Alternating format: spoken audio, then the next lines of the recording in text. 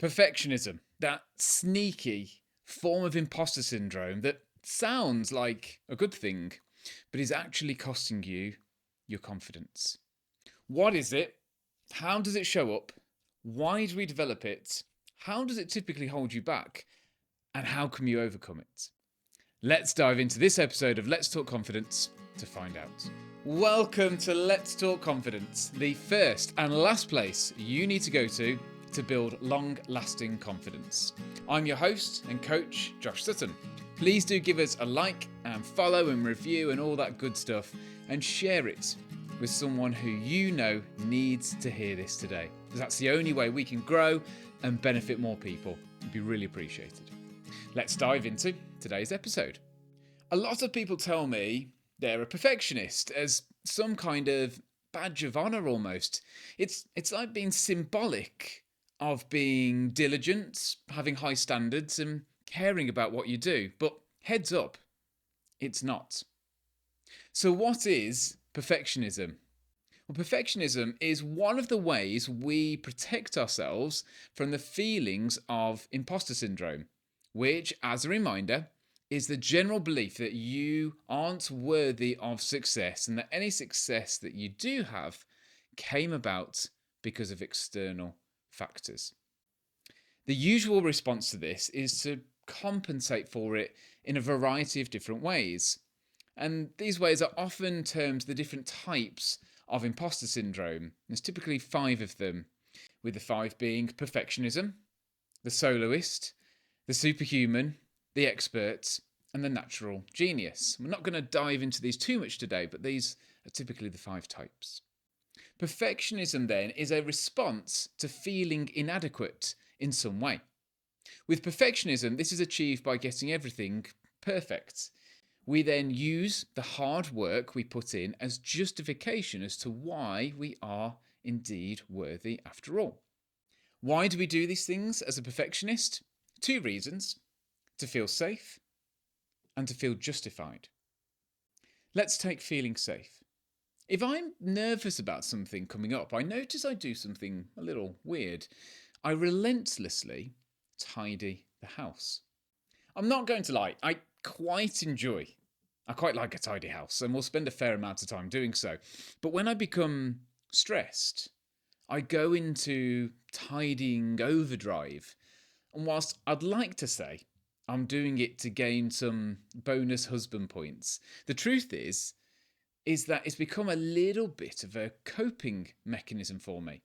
It's my version of perfectionism. It gives me a sense of control, that things are just right and orderly and in their proper place.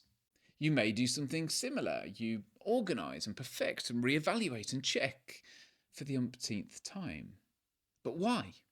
Why is this the case? Because in doing so, you give yourself a sense of control. If we are in control, then there are less unknowns. If there are less unknowns, then you can mitigate potential danger. And if you can mitigate potential danger, you feel more safe. Over preparing for a presentation or an event is your way of protecting yourself against the danger of fear of failure, which is very powerful. If we get everything just right, we feel like we have an element of control over the situation. We justify it as diligence when really it's simply protecting us from the perceived danger of failing. Secondly, linked to this is to feel justified.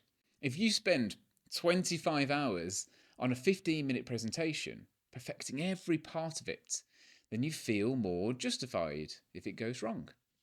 I couldn't have put in any more effort, you say, washing your hands of the outcome in the process. Perfectionism is ultimately a protection mechanism against you feeling unsafe, inadequate, or threatened.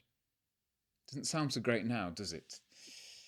So what does it look like to have perfectionism? I gave one example before about an extreme need to organise and feel like everything is in its proper place.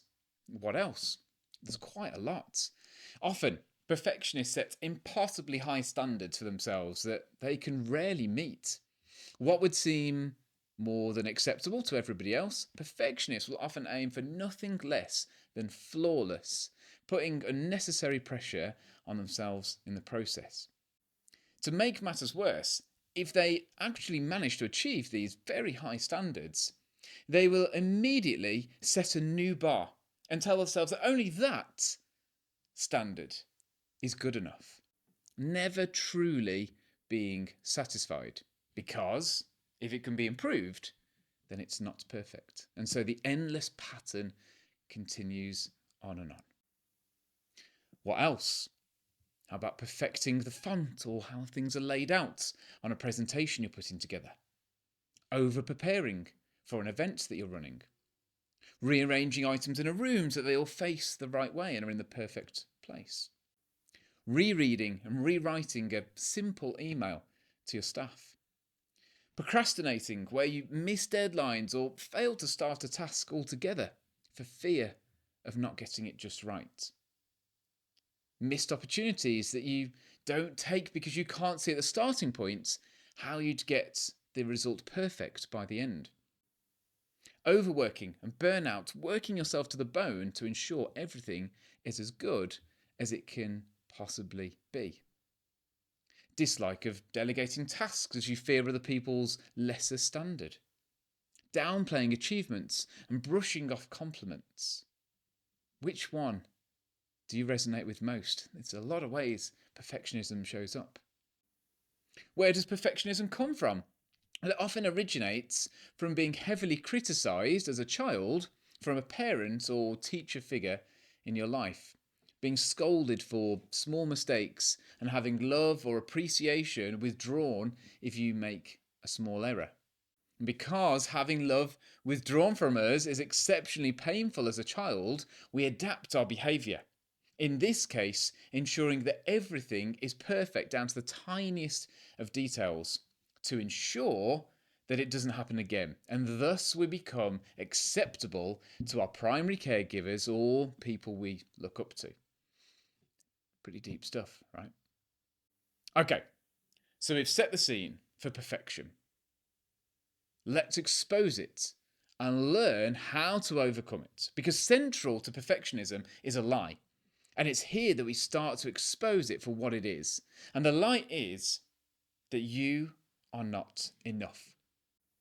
See, perfectionism isn't really anything to do with how good something is. It's about whether you feel you are worthy enough for the role or task or project, whatever it is you're working on. Two people can hand in the same work, one be very satisfied, and one believe the work isn't good enough. And for sure, they may have difference in standards, but assuming the work of both was very good, one may choose to believe they did their best and that was all that they could do, whilst the other agonises over the things they could have done better or improved. It is much more about a mindset than it is anything to do with the quality of the things produced. It is the belief that unless things are absolutely perfectly right, then your perceived inadequacies will be exposed to the world.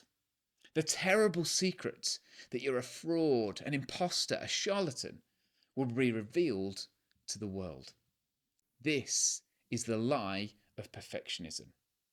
And it sounds extreme. And look, most people will have this to varying degrees, but it can be quite subtle. It's a subtle undermining of confidence rather than a full-blown anxiety. But that's why it can go undetected for a lifetime. It's a low-level gnawing at your self-worth rather than a full frontal assault. Okay, so we know a little more about what it is, we know how it can show up and hold us back. So how do you overcome it? To overcome perfectionism, it isn't always about accepting a lesser standard, but realising that you are indeed enough and worthy of success. It's about changing the narrative in your head, not the quality of your work. The answer isn't more work or an ever-increasing standard. It's a different mindset altogether. Now look, at this point, I'd love to just say, just do this and this and this and you'll be fine. It's not really as simple as that. The main thing you need to do to overcome perfectionism is change the narrative in your head that you have to overwork to prove that you deserve any success. However, what do we change it to? Many people won't actually change their perfectionism because although they beat themselves up with it, it can also often come across as a bit of a positive on the outside. Hardworking, diligent, having high standards, caring about your work. We don't want to get rid of these traits, they're good. But there are a couple of things that we can do to lessen the power of perfectionism over us while still maintaining the positive things about it and getting rid of the things that actually are really quite helpful. So, here's 3 things to consider when overcoming perfectionism. Firstly, examine how you talk to yourself. What are the narratives you have around things needing to be perfect? Ask yourself, what would it mean if you handed this work in now or finished it at this standard? What difference would it actually make? Would you tell a friend that it was finished or that needed more work if they were in the same position? What you'll come up with if you keep digging is a story about your self-worth. Examine this. Is it a narrative that's serving you or holding you back? Explore the validity of this idea. Does it sound plausible? Again, would you suggest it to your best friend? Next, recognize the Pareto principle, otherwise known as the 80-20 rule. What's the rule? Well, it suggests that 80% of your results will come from 20% of the work. So 80% of a company's revenue might come from 20% of its customers. 20% of employees might be responsible for 80% of the work output. 20% of your daily tasks might yield 80% of your results, and so on and so on. We can apply this principle in many areas of our life. What does this mean for us? That most of the quality of your work will come from the 20% you put into it. The perfectionist lives in the trying to squeeze out the last 20% of the quality by putting in the remaining 80% of the effort. This will make precious little difference to the overall quality of your work. Understanding this and accepting it will go a long way in you accepting that you don't need to put in that extra effort to squeeze out the tiny extra bit of quality. Finally, recognize and make a deal with yourself around which areas you'll agree to put the extra effort in. If you have a once a year presentation or a job interview coming up, then sure, give yourself permission to go the whole hog. But everywhere else, the weekly emails, the length of your tie, the evenness of the butter you spread on your toast, agree that good enough truly is good enough. Why? Because you fundamentally are good enough. So, to summarize these actions, number 1, identify practically how perfectionism holds you back in particular. Number 2, explore the narrative you have around your self-worth when it comes to getting things spot on, and challenge any narratives that aren't positive and uplifting and serving you. And 3, decide the areas you're happy to give a little extra effort to, allowing some of the extra 80% effort to gain some of the remaining 20% quality. That's all for today. If you want to find out more about teaming up with me as your coach to help you supercharge your own confidence, then head to joshsuttoncoaching.com. It'd be great to have a conversation with you. Other than that, I'm your coach, Josh Sutton. Let's talk confidence.